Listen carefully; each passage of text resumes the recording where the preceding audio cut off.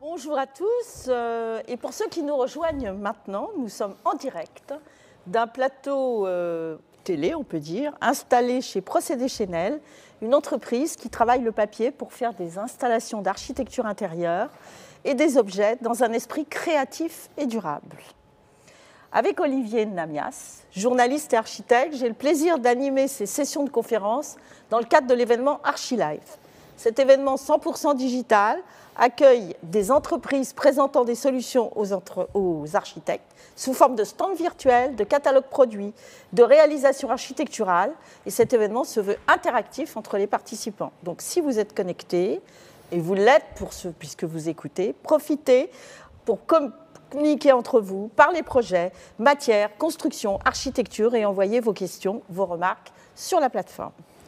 Donc pour cette deuxième conférence, on est toujours sur la thématique d'objectifs zéro carbone et nous allons parler de recyclage, de réemploi, de circuits courts avec Noé Bache, qui est cofondateur et directeur du développement de Mobius Emploi, Sébastien Duprat, directeur général de Cyclub, qui sont tous les deux sur le plateau avec nous, et Soumaya Naoun, qui, elle, est en visioconférence et qui est architecte et qui aussi a une démarche de développement durable. Donc, bienvenue dans l'halle de Procédés Chenel, où on a ce microclimat tout à fait agréable et tempéré. Donc, pour la suite, on a parlé précédemment des matériaux biosourcés, géosourcés. Il y a une autre source de matériaux qui est en train de prendre de l'importance au fur et à mesure qu'on développe la construction environnementale. C'est le réemploi. Et en fait, avec les démarches de réemploi, le bâtiment devient aussi un gisement. Donc, plutôt que de tout jeter, on essaye de voir ce qui serait récupérable dans une construction, et ça peut être regardé aussi bien par les architectes que les maîtres d'ouvrage. D'ailleurs, il y a des diagnostics qui sont faits dans ce sens-là. Donc, qu'est-ce qui est récupérable dans un bâtiment? Comment peut-on récupérer des choses? Comment on peut trouver un équilibre aussi entre réserve de matériaux et respect du patrimoine? Parce que broyer un matériau, c'est peut-être pas non plus parler de l'histoire du bâtiment, comme on l'a parfois entendu. Et qu'est-ce qu'on peut, quel va être l'essor de ces démarches et de ces sources de matériaux dans le futur. Donc, pour en parler, donc on a plusieurs personnes. Donc, on va passer en premier la parole à Noé Bache, parmi ses nombreuses casquettes, qui est cofondateur et directeur de développement Mobius. Alors, comment on en vient à considérer le bâtiment, les déchets, comme une ressource sous l'impulsion de la construction environnementale? En fait, plusieurs constats en fait, nous amènent à ça. Nous, à la base, en fait, on fait de l'ingénierie environnementale, donc comment concevoir des bâtiments qui soient faibles en carbone. Donc avec Lab Ingénierie, ce qu'on fait toujours. Sauf que très rapidement, on a effectué plusieurs constats. Le premier, c'est que on vient du milieu de la construction, on peut se féliciter d'être les champions de France du déchet, donc globalement à hauteur de 40%, donc bâtiments et travaux publics. Ce qui est une véritable problématique. La seconde, c'est qu'on peut le voir aujourd'hui avec les effets du Covid, mais on va le voir également dans les années ou décennies à venir, une certaine raréfaction des matières premières et une augmentation des coûts également pour les matières premières, ce qu'on peut constater avec le bois, l'acier actuellement. Et surtout, très simplement le constat avec les premières analyses de cycle de vie qu'on peut faire dans le bâtiment, dans la construction, que 50% du carbone qui est émis par une construction sur sa durée de vie, c'est effectivement l'énergie qu'on va utiliser pour chauffer, pour ventiler, pour éclairer très chaudement, pour créer de l'eau chaude sanitaire, ainsi de suite. Donc tout ce qui sert à notre confort. Et en fait, les autres 50%, ce sont les matériaux de construction, c'est-à-dire l'énergie qui est incorporée dans ces matériaux-là. Depuis l'extraction de ces ressources, on va les transformer transformer, on va les amener sur chantier. Donc ça, c'est 50% en fait du carbone qui est émis. Et là, il y a un vrai problème. Donc on a eu le sentiment de faire la moitié du boulot. Donc c'est pour ça qu'on a commencé à s'intéresser justement à ces matériaux-là. Il n'y a pas 36 solutions. Soit vous construisez, donc comme vous avez pu le voir sur la conférence d'avant, en géosourcé, en biosourcé, donc ils sont très faiblement carbonés, à savoir le bois, la pierre. Ou alors vous vous dites, quand vous arrivez sur chantier, et c'est le cas notamment sur les logements et surtout les bâtiments de bureaux, quand vous avez Orange qui s'en va et que SFR arrive, au bout de 15 ans, en fait on va abattre la moitié du bâtiment, à savoir tout ce qu'il y a à l'intérieur du bâtiment par exemple, que ce soit le faux plancher, la moquette, les cloisons vitrées, les cloisons pleines, les luminaires, ainsi de suite. Tout ça pour des besoins preneurs. Alors que ces matériaux-là, en fait, sont encore de bonne qualité, encore une qualité d'usage. Donc comment est-ce qu'on fait pour prolonger leur durée de vie? Et donc c'est là où le réemploi nous paraissait être une évidence. Comment est-ce qu'on déploie ça? Donc nous, chez Mobius, en fait, on le déploie de deux manières. La première, c'est le conseil, que ce soit en déconstruction ou en construction. Et la seconde, qui est un peu plus inattendue, on s'y attendait pas non plus, c'est de devenir industriel, en fait, du réemploi. Donc aujourd'hui, on est 25 personnes en fait en globalité sur toutes ces activités-là, donc qui faisons du réemploi. Et donc pour illustrer justement la première des activités, donc la ZAC Saint-Vincent-de-Paul, sur laquelle donc bien connue, anciennement les grands voisins. Sur lesquels on est donc assistant à maîtrise d'ouvrage, donc conseil pour Paris Métropole Aménagement sur comment maximiser en fait le réemploi sur toute la chaîne de cet aménagement. Donc on démarre en fait avec un ancien hôpital qui va être en partie réhabilité, en partie démoli, en partie reconstruit. Donc la première des choses à faire, c'est de diagnostiquer l'intégralité en fait des matériaux qui sont sur cette ZAC-là. Donc c'est faire un peu ce grand catalogue IKEA de tout ce dont quoi en fait l'aménageur est propriétaire. Vous avez tant de mètres cubes de béton, tant de briques, tant de menuiserie extérieure, tant de cloisons, tant de luminaires. Une fois qu'on a fait ça, et de manière générique, on met en place en fait un schéma directeur, c'est-à-dire que qu'est-ce qu'on va pouvoir garder sur site, tout simplement. Pourquoi jeter des éléments alors que 6 mois, 1 an plus tard, on va remettre exactement la même chose? Qu'est-ce qu'on peut donner? Pourquoi? Parce que ça n'intéresse pas forcément les maîtrises d'ouvrage, les maîtrises d'œuvre, parce que c'est des matériaux qui peuvent avoir 20, 30 ans et qui ne sont plus forcément donc, dans une qualité esthétique ou qui peuvent les intéresser. En revanche, ça peut intéresser énormément en fait, d'associations ou d'artisans. Donc, on va faire déposer, ou ces associations-là ou artisans vont aller déposer en fait, eux-mêmes pour pouvoir récupérer ces matériaux-là et pour pouvoir en faire en fait, un deuxième ou un troisième usage. Et donc ça permet justement de répondre à toutes les problématiques qu'on a pu voir au préalable. C'est-à-dire que si on fait ce genre de choses, ça veut dire qu'on n'achète plus de matériaux neufs, donc ça veut dire qu'on n'extrait plus de ressources, ça veut dire qu'on n'utilise pas d'énergie justement pour transformer des ressources en matière, en produits, et ça veut dire qu'on émet en fait plus de carbone et donc plus de déchets. Donc voilà tout l'intérêt de faire cette chose-là. Donc ça, c'était sur la partie en fait déconstruction. Et après, on va avoir en fait des réhabilitations ou des constructions neuves. Donc réhabilitation, comme on peut le voir ici, sur l'Autre-Soie qui est situé à Villeurbanne, donc à côté de Lyon, avec les architectes donc stéphanois Damas et François Brugel. Et l'entreprise Chazelle, donc, qui est mandataire en fait, de toute cette opération-là. Et donc là, l'idée, c'est comment est-ce qu'on va intégrer en fait, des matériaux qui soient issus du réemploi dans ces constructions-là.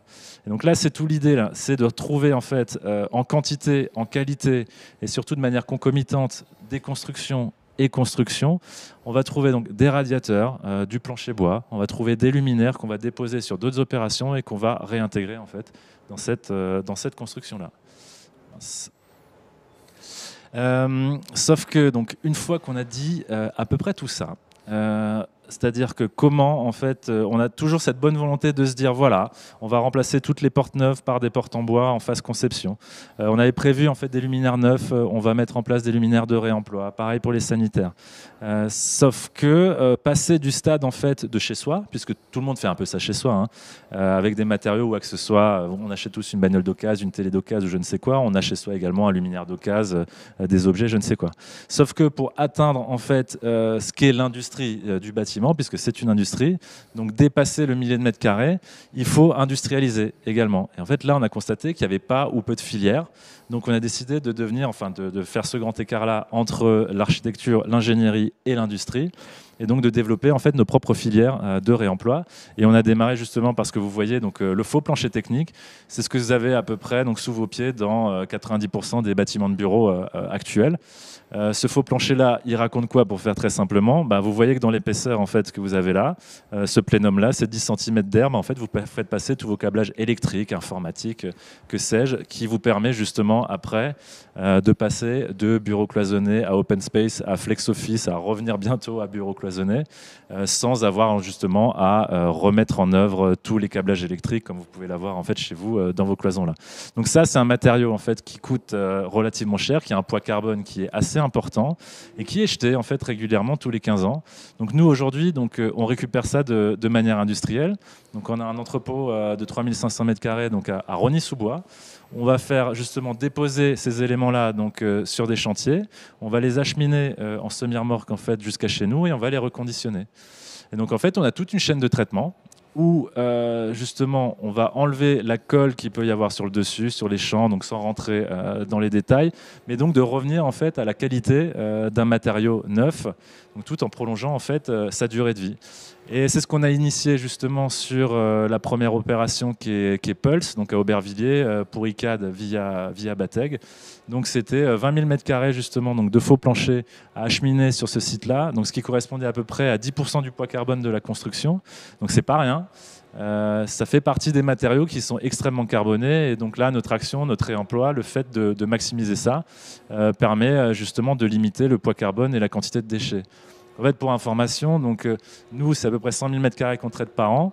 C'est plus de 3000 tonnes en fait, de déchets qui sont évités par an, c'est pas rien. Et en fait, si on fait le ratio à la personne en fait, qui bosse chez nous, c'est qu'une personne qui bosse chez nous, elle fait l'économie carbone pour le bilan carbone de 70 citoyens français. Donc c'est pas rien. Donc tout ça pour dire que l'effort de réemploi est assez intéressant. Enfin, c'est quelque chose sur lequel il faut aller. Il faut circulariser en fait, cette économie de la construction comme le reste d'ailleurs de l'économie française et donc mettre les deux pieds joints dans le réemploi.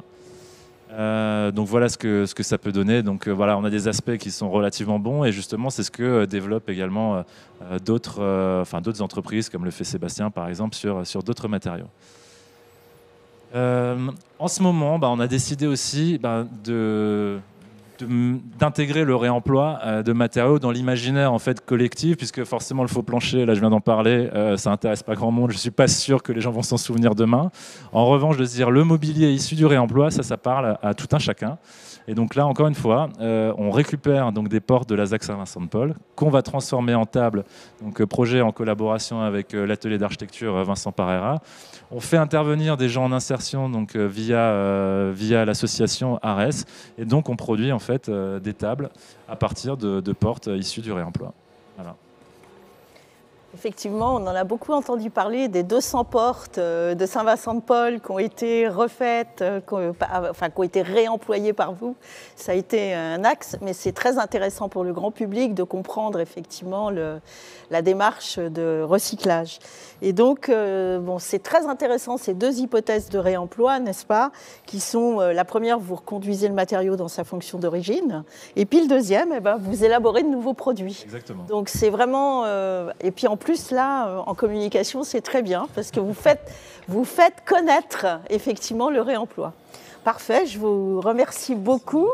Et maintenant, on va passer la parole à Soumaya Naoun. En fait, Soumaya Naoun, elle a une agence d'architecture qui est spécialisée dans la rénovation écologique du bâti ancien, si je ne m'abuse. Tout à fait. Et donc, vous avez appelé votre agence Eco-Eco. Donc, oui, exactement. Comment est-ce que vous intégrez le réemploi parmi les autres composantes d'éco-conception dans vos projets d'architecture ? En fait, si vous voulez, dans tout travail de rénovation, ça commence toujours par une phase diagnostique qui est la phase la plus importante en amont de la conception, enfin en amont du projet. Cette phase, elle me permet de faire donc un état des lieux architectural, technique, urbain, des problématiques et des pathologies peut-être éventuelles dont souffre le bâtiment, Ça me permet de voir quels sont les éléments intéressants, en tout cas, architectural à mettre en valeur et à les intégrer dans la future conception. Et aussi, en fait, j'ai intégré donc, cette démarche dès le début de faire un inventaire des matériaux sur le site, sur le projet même, qui peuvent effectivement être réemployés de manière à ce que je puisse effectivement les intégrer dès le début dans ma conception. C'est-à-dire, en fait, de manière pratique, je prépare des fiches, je quantifie, j'observe les matériaux qu'on peut facilement déposer et préparer. Voilà, je fais des petites fiches, j'intègre ça de manière à ce que effectivement dans ma conception, dès le départ, ça soit pris en compte. Alors c'est vrai que jusque-là, effectivement, ça concerne principalement le second œuvre, comme par exemple récupérer des briques sur des murs en pierre et en pisé, récupérer les briques des fois d'encadrement des ouvertures, voilà, pour les utiliser derrière un poêle pour faire un mur à inertie, comment utiliser les portes ou de placards pour les transformer en portes et inversement. Voilà, il y a différentes manières en fait vraiment d'utiliser ces matériaux anciens. Là, le projet que je vais vous présenter aujourd'hui,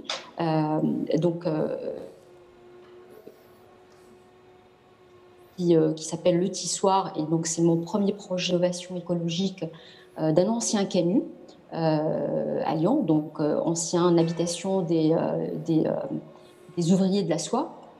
Alors, ce projet, en fait, disons que le réemploi, j'ai découvert le réemploi lors de ce projet, et c'était pas, c'était pas au début, c'était pas voulu, mais c'était par nécessité économique, en fait, qui m'a poussé à aller chercher des astuces pour effectivement trouver des matériaux et leur donner une seconde vie. Alors, c'était pas vraiment très orthodoxe, mais par la suite, effectivement, ça m'a permis de connaître un peu plus le réemploi. Il faut dire que ce projet date de 2015 et qu'à l'époque, les plateformes comme aujourd'hui, comme Obus, comme Mobile Réemploi, comme Ineca sur Lyon n'existaient pas encore. Donc, voilà. Et donc, ce projet, effectivement, je vais le mettre, excusez-moi, je vais juste le mettre pour... Hop. Je ne sais pas si vous le voyez ou... je ne sais pas si vous voyez les diapositives. On ne voit pas les vôtres. Alors, attendez. Voilà. OK. Est-ce que là, vous les voyez? Est-ce que vous les voyez? Non. Non. On ne voit pas encore. Pourtant, j'ai fait partager l'écran. Voilà. Hop. C'est bon, je pense. Ah. Là, c'est bon? Oui. Ça y est. C'est bon. Voilà. Donc, ce que je disais, c'était mon premier projet. Pour des raisons économiques, en fait, j'ai fait appel au réemploi. C'était premier projet, donc c'était vraiment une nouvelle notion, le réemploi et tout. Et ça s'est passé vraiment dans le quartier. C'est-à-dire que j'ai eu la chance, en fait, d'avoir plusieurs chantiers à côté. On a mis le paquet avec le maître d'ouvrage sur vraiment la rénovation écologique du local, qui était effectivement, qui était au début, qui était au début au 18e, c'était un atelier de tissage, comme je disais, des canuts, qui les ouvriers, qui étaient les ouvriers de la soie. Ensuite, il était un espace de stationnement, et enfin un garage de réparation de voitures. Et j'avais un budget assez restreint donc le maître d'ouvrage m'a confié, et on voulait vraiment mettre donc le paquet sur l'isolation écologique, sur le confort d'été, donc avec un système de ventilation naturelle nocturne, avec un système de chauffage par poêle à granule uniquement, et pour les matériaux, les revêtements au sol, il me restait peu de choses en fait. Et je disais, donc dans le quartier, il y avait aussi des chantiers en parallèle au mien. Et moi, j'aime bien, je suis curieuse, j'aime bien aller voir ce qui se fait, discuter un peu avec les artisans. Et voilà que je leur disais, voilà, je suis un peu coincée parce qu'il me manquait, il me manque tant de carreaux, tant de choses comme ça. Et effectivement, il se trouve que sur certains chantiers, il y a des artisans, il leur restait 4 mètres carrés, 3 mètres carrés, et ça ne les intéressait pas de les stocker, ils allaient les jeter à la benne. Et ils ont accepté, effectivement, de me les donner, alors pas gracieusement, mais à prix coûtant, de me les confier. Et c'est comme ça, effectivement, que j'ai appris à travailler, à réfléchir un peu, à user un peu d'ingéniosité pour utiliser, effectivement, faire avec ce qu'on a. Et donc, ça m'a permis, effectivement, d'utiliser pour tout ce qui est pour une partie du revêtement, pour, par exemple, pareil pour la cave, ce qu'on voit en dessous là, sur la coupe, on a dû refaire en fait remplacer certaines tuiles en terre cuite donc sur la partie à l'arrière du local. Et donc j'ai demandé au charpentier, au lieu de jeter ça à la benne, de concasser cette tuile. Bon, il l'a pas fait avec grand plaisir, mais il l'a fait quand même. Et ça m'a permis effectivement d'habiller le sol qui était en terre battue de la cave. Voilà, matériau perspirant pour effectivement une cave en pierre. Donc c'était vraiment très bien. De même, là on voit les photos du local une fois rénové. De même, je ne sais pas si on va voir on voit au fond là de la photo, donc à gauche, les placards. Pareil, il y a un menuisier dans le quartier. Donc je suis allée le voir pour discuter avec lui pour les portes de placards et tout. Et on avait choisi donc le bois. Et puis, vu la hauteur importante du local, donc plus de 3,70 m, j'avais perçu, comme dans chez tout menuisier, des chutes de bois. Donc j'ai essayé de négocier avec lui si effectivement je lui commande une partie des placards, est-ce que je peux faire dessiner et concevoir une autre partie avec les chutes, les dimensions qu'il a. Donc je lui proposais de m'adapter à ces chutes que probablement dont il allait rien faire, mais en contrepartie, il me ferait un prix sur le reste. Donc voilà comment j'ai pu effectivement sur ce premier projet, mais disons de manière vraiment, on va dire pas vraiment organisée dès le départ, faire appel vraiment, utiliser des matériaux qui allaient être amenés à la benne, alors qu'effectivement ils sont complètement tout à fait viables. Mais c'est vrai qu'après, par la suite, quand même, il faut le dire, là c'est un projet de 150 mètres carrés, mais pour les projets qui ont suivi, effectivement, c'est important quand même de préparer dès le départ des fiches on va dire des procédures de démantèlement, de préparation, de stockage de ces matériaux pour que effectivement ça soit plus simple dans la fluidité de la conception du projet. Merci.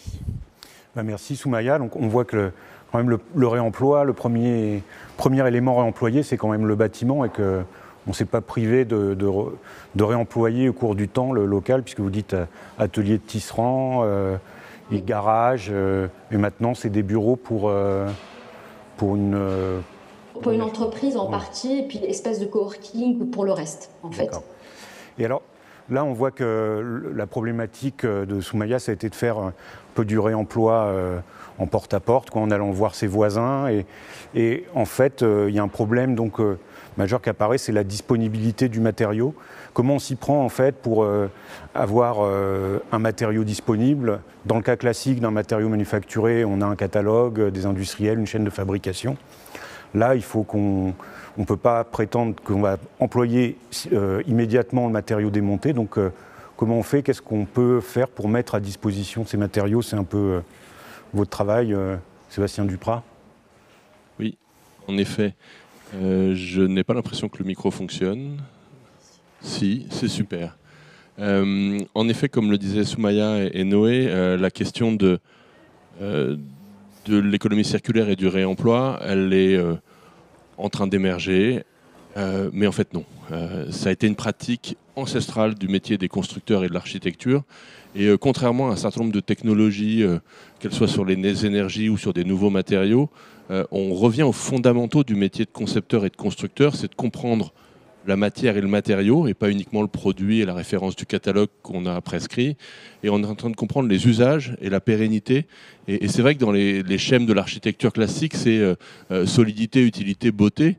Et la compréhension de la solidité, la compréhension de l'utilité de ce qu'on est en train de faire, c'est un fondamental du métier d'architecte. Et finalement, le réemploi, ça ne fait que célébrer le savoir-faire de cette profession et de le mettre en avant. Pas besoin d'inventer des nouveaux métiers pour le réemploi. Il faut revenir aux fondamentaux d'une pratique. C'est un savoir-faire et un savoir concevoir avec la matière. Et donc nous, quand on a fait le même constat, assez drôle parce que un certain nombre de professionnels, j'ai été compagnon de route de Noé dans notre passé, on a travaillé sur la question du bâtiment bas carbone, et à un moment, on est plusieurs, à peu près au même tempo, à s'être dit, il faut s'intéresser à la question de la matière. Alors on a fait des choix différents, mais c'est curieux de se retrouver alors qu'on s'était séparés. Et moi, je trouve que c'est aussi un principe de réalité, c'est qu'on cherche des tonnes de carbone, on en cherche, parfois en faisant des études très sophistiquées, en calculant des courbes qui se croisent dans 8 ans, dans 10 ans, dans 12 ans, avec des modélisations sophistiquées. Et puis quand on va sur le chantier, on trouve dans la benne les tonnes de carbone qu'on a passé des jours et des jours d'ingénierie à essayer d'économiser dans l'énergie. Et donc on a ce réveil-là qui a fait qu'on a créé CycleUp, et Noé a fait le chemin de dire il faut qu'on aille vers l'industriel, et nous on a fait le chemin du il faut qu'on invente une chaîne de distribution adapté à la question du réemploi et de l'économie circulaire. Et c'est pour ça qu'on a créé CycleUp. Parce que pour massifier, pour éviter ce côté porte-à-porte, pour éviter ce côté il faut connaître quelqu'un qui connaît quelqu'un qui a des briques, ou il faut connaître quelqu'un qui connaît quelqu'un qui a du faux plancher, eh ben, il faut passer à l'échelle. Et nous, on a créé CycleUp pour ça. C'est une plateforme en ligne qui permet aux acteurs d'échanger les matériaux. Et la télécommande me fait des farces. Et pour répondre aux enjeux dont on vient de parler, c'est vraiment économiser les ressources, prévenir les déchets, mais je vais éviter de répéter les mêmes fondamentaux. Le principe de tout ça, c'est que finalement, en chercher une deuxième vie aux composants, ça suppose quand même d'offrir à l'utilisateur final une expérience qui ne soit pas alternative. J'aime bien l'idée qu'on intéresse une frange militante où on va produire une architecture différente avec des matériaux différents, et on va compter sur une sorte de complaisance du bon, c'est du réemploi, tant pis si c'est un peu cabossé. Mais ce n'est pas l'essentiel du secteur. Nous, ce qu'on veut, c'est aller amener des matériaux là où ils sont consommés, et qu'on ne fasse pas la différence entre un matériau. Et quand vous êtes sur la route, vous ne faites pas la différence si la voiture qui vous précède, elle est neuve ou d'occasion. Vous ne savez pas quel est son statut commercial. Pourtant, d'un point de vue carbone, c'est quand même mieux si elle est d'occasion. L'autre point, c'est que ce que je disais, c'est cette différence qu'on recherche, c'est justement de ne pas faire de différence avec l'économie linéaire et avec la consommation classique. Apporter une garantie, apporter une traçabilité, calculer les impacts environnementaux. Les industriels du neuf sont soumis à une pression pour mieux présenter leurs indicateurs, pour mieux afficher la transparence. Nous aussi, dans l'économie circulaire, on doit avoir cette exigence-là.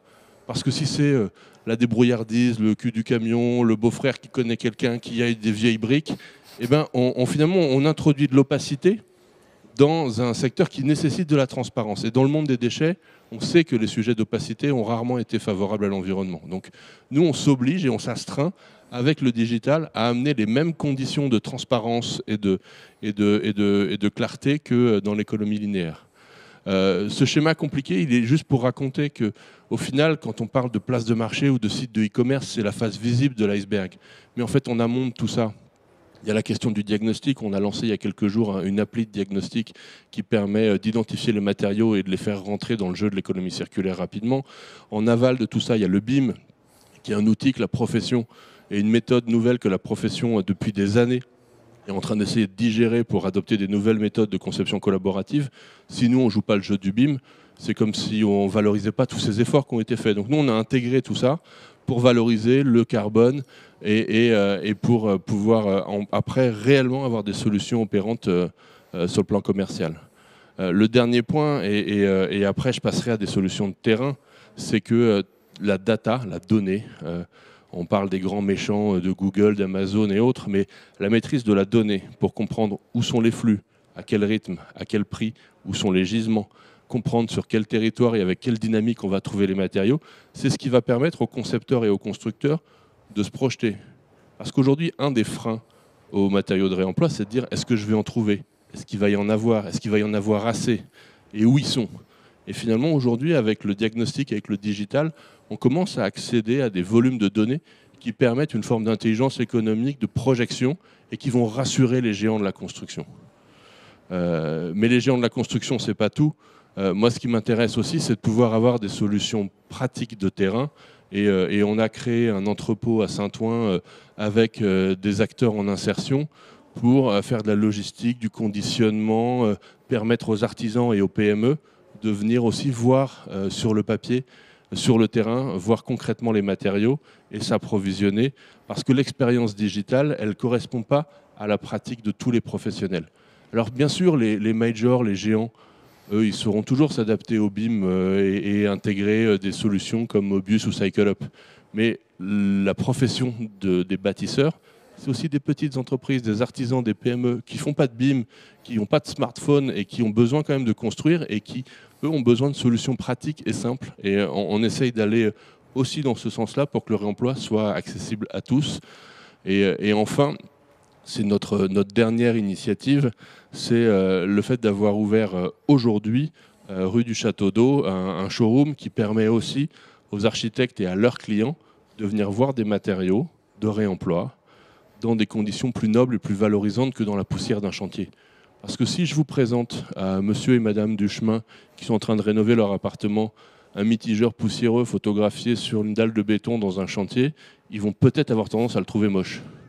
Si je le présente dans un showroom mis en scène, peut-être qu'ils vont se rendre compte que le mitigeur d'occasion, il a les mêmes qualités architecturales et les mêmes qualités d'usage que le mitigeur neuf. Et donc c'est vraiment cette logique d'aller vers les standards commerciaux de l'économie linéaire parce qu'ils sont redoutablement efficaces. Je veux dire, la logistique linéaire, d'un point P, des réseaux de distribution, des industriels, ils sont efficaces. Et nous, on ne peut pas, les acteurs du réemploi, miser uniquement sur la bienveillance militante de quelques acteurs. Si on veut massifier, si on veut aller chercher des tonnes et des tonnes et des tonnes de carbone, mais il faut qu'on se mette au niveau. Et on voit Mobius et leur entrepôt, on parle de 3500 m², on parle d'hectares produits de faux planchers.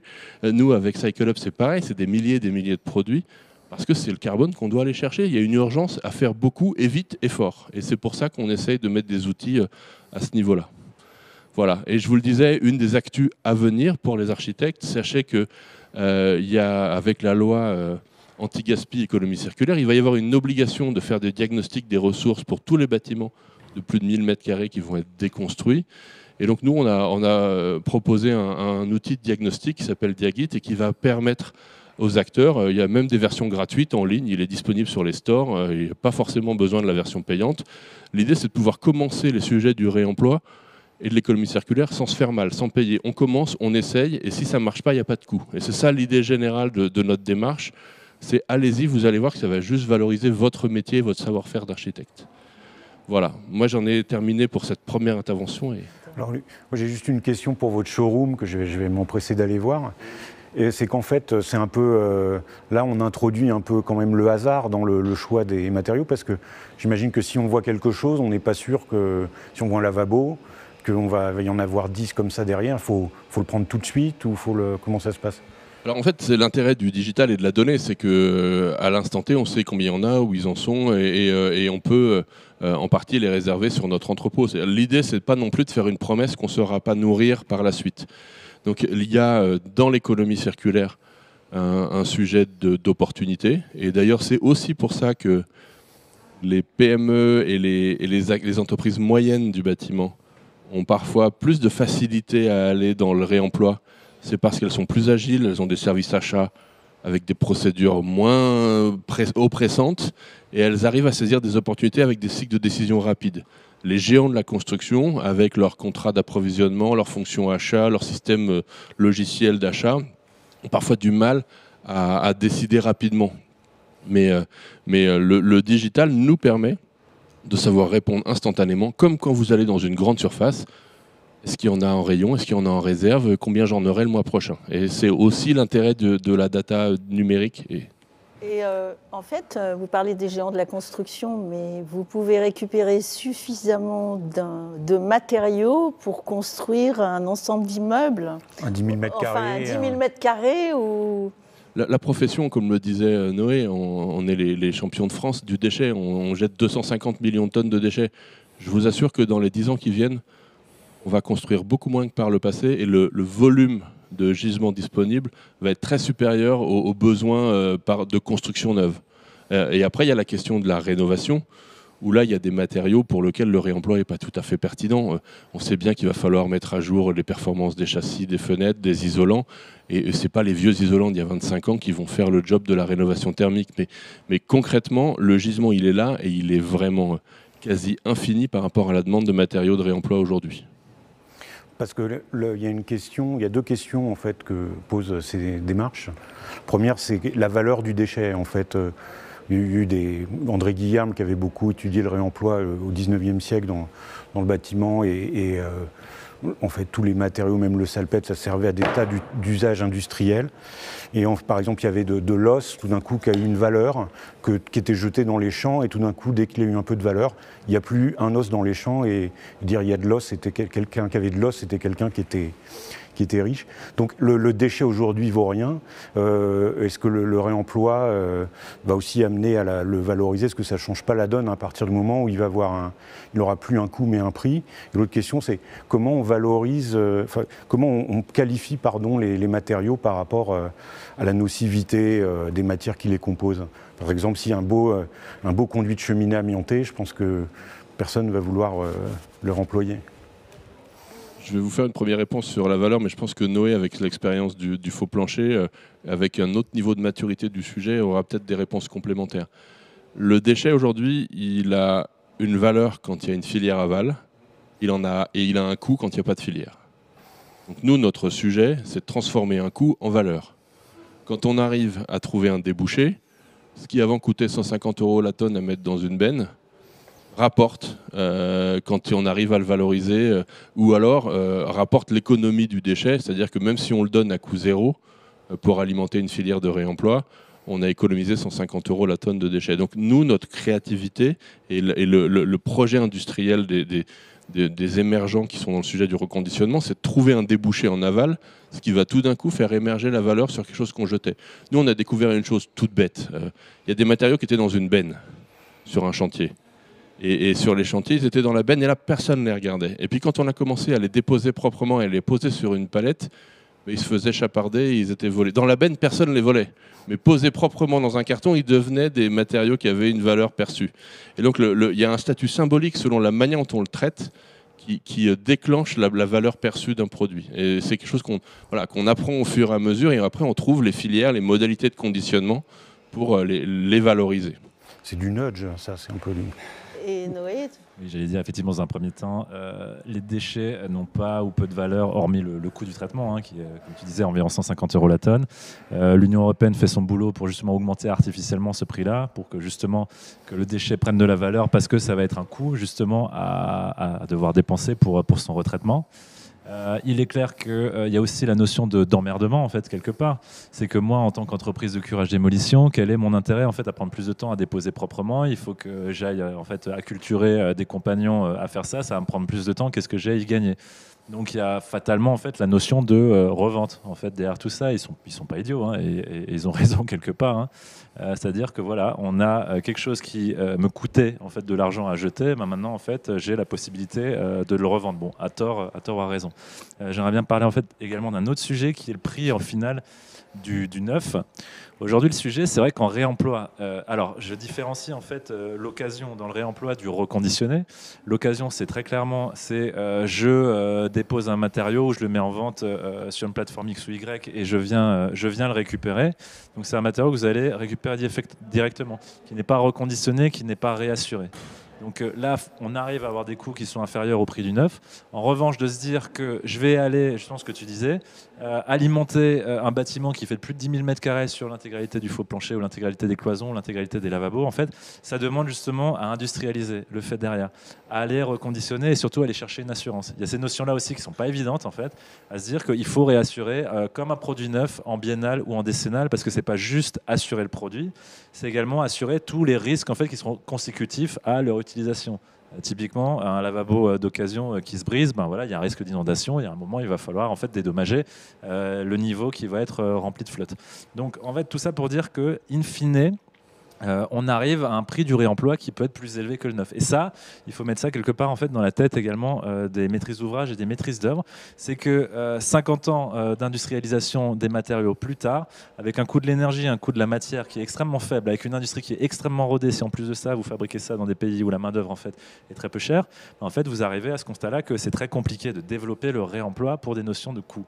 Donc, et là, ce qui donne vraiment l'idée, c'est que s'il faut développer des notions, enfin des éléments qui sont environnementaux, oui, il faut y mettre en fait un peu d'argent. C'est le coût de l'économie carbone quelque part, même si on œuvre en fait tous les jours à essayer de se retrouver en fait à ISO-coût. Et pour finir sur la question, donc justement amianté, plombé, en fait, lorsqu'on fait de la déconstruction, il y a des diagnostics amiantes, il y a des diagnostics plomb qu'il faut bien évidemment donc observer avant de faire quoi que ce soit. Et donc on ne dépose pas en fait des éléments qui sont amiantés ou plombés, on ne les remet pas en vente non plus. Ça pourrait être de la performance aussi du matériau, ça pourrait être plusieurs performances thermiques d'une fenêtre. Alors, il y a une autre chose, après on va passer deux questions. Mais juste, l'industrialisation, elle a aussi concerné la façon dont on mettait en œuvre les produits sur le chantier. Et tout est fait pour que le chantier soit rapide et les compagnons perdent le moins de temps. Donc peut-être qu'il faudrait aussi voir si on peut démonter aussi facilement qu'on monte. Mais on va passer aux questions. Oui, en une phrase, j'allais dire, en fait, il faut la prochaine étape du réemploi. Donc là, c'est architecte, ingénieur, c'est comment construire en fait des bâtiments qui soient démontables dès aujourd'hui pour qu'on ne fasse pas face dans 50 ans au même problème qu'on a aujourd'hui à ne pas réussir à déconstruire facilement. En fait, vous avez abordé le sujet qu'il faut aussi apprendre un petit peu aux gens comment on réemploie et tout, etc. J'ai une question là-dessus. Comment est-ce qu'on peut former, sensibiliser les étudiants, notamment les étudiants en génie civil, en architecture, justement à cette question du réemploi ? Étant intervenant justement en école d'archi et d'ingénieur, en fait, je vois déjà d'un côté extrêmement positif que les diplômes d'archi, en fait, il y a moins en moins de diplômes sur les constructions neuves. Donc déjà ça, c'est un premier pas, c'est faire avec l'existant. L'économie circulaire, c'est également dans l'urbanisme, c'est justement de faire avec l'existant, changer des programmes. C'est pas parce qu'on a un bâtiment de bureau qu'il est voué à être du bureau, surtout aujourd'hui. On peut le transformer en logement. Un groupe scolaire peut rester un groupe scolaire, changer en fait de programmation, je ne sais quoi. Donc c'est déjà faire avec l'existant. Et après, c'est justement de s'acculturer. Qu'est-ce qu'un diagnostic ressources? Donc en fait, comment j'identifie des matériaux qui peuvent être facilement réemployés, facilement déconstruits, et puis d'observer en fait les filières. Il y a quand même énormément d'artisans, que ce soit donc le réemploi est plus développé en Belgique. Regardez par exemple sur opalis.be le nombre d'artisans en fait qui existent sur de la tuile, de la brique, des portes, et de se dire voilà, je peux faire en fait avec ce type de matériaux-là. Autre question que vous avez un peu abordée, mais je vais la poser tout de même. Comment traitez-vous les questions logistiques du réemploi, c'est-à-dire où stocker les matériaux déposés, qu'il n'y a plus de place sur le chantier? Qui paie le transport des matériaux entre le lieu de dépose et le lieu de réemploi? Alors la réponse est ça dépend. Et comme le fût du canon, mais ça me vieillit quand je dis ça. La question de la logistique, elle est vraiment un sujet de cas par cas, et c'est aussi pour ça qu'on est redoutablement moins efficace que l'économie linéaire. C'est que des flux massifs, constants et continus qui viennent d'une grande usine centralisée, c'est facile à gérer, c'est facile à optimiser. Et nous qui gérons du cas par cas, du porte-à-porte, le chantier il est à Charenton le lundi, puis le chantier il est à Bonneuil le mercredi, et puis le chantier il est à Nantes le vendredi, forcément on ne sait pas optimiser les flux avec autant d'efficacité que quand on est centrifuge à partir d'une unité de production. Et c'est l'objectif de nos petites installations industrielles et logistiques, de l'usine de Mobius, de l'atelier de Mobius et de notre entrepôt, c'est de commencer à avoir des premières solutions logistiques. Mais on sait très bien que pour être compétitif économiquement, il faudra qu'on adopte ou qu'on s'adosse ou qu'on s'associe à des réseaux logistiques redoutablement efficaces que sont ceux de l'industrie. Et aujourd'hui, on a des propositions de collaboration. Revenons dans le passé lointain. Quand on achetait une voiture d'occasion dans les années 80, c'était sur un parking de supermarché de la main à la main. Aujourd'hui, on achète une voiture d'occasion dans un garage où on vend aussi des véhicules neufs. Et donc petit à petit, on va avoir des convergences entre les acteurs du réemploi et les acteurs du neuf, parce qu'il y a une solution simple, c'est qu'il faut du bas carbone, et que le réemploi est une solution de bas carbone économiquement très compétitive. Ça ne veut pas dire que c'est moins cher que le neuf, ça veut dire que la tonne de carbone économisée est très très compétitive. Par contre, c'est peut-être au même prix qu'un matériau neuf. Et c'est ça que voulait dire Noé, c'est qu'on doit ancrer qu'on peut être très compétitif dans le carbone chassé, mais il ne faut pas forcément penser qu'on va systématiquement économiser sur chaque bilan d'opération.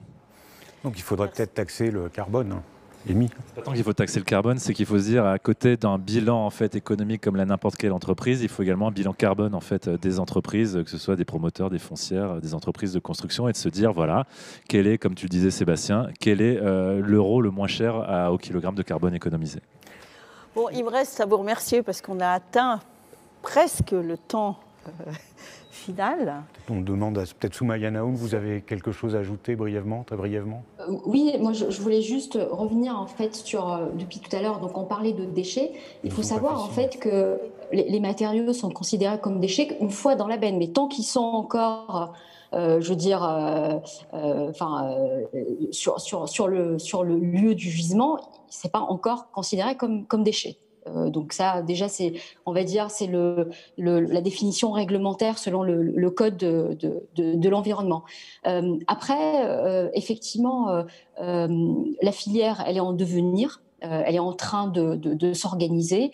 C'est vrai que, par exemple, dans la région, à Lyon, il y a 2-3 plateformes qui se sont montées aussi, qui nous permettent, nous, concepteurs, d'être au courant tout le temps des gisements disponibles, des éléments disponibles pour effectivement intégrer ça en amont dans notre conception.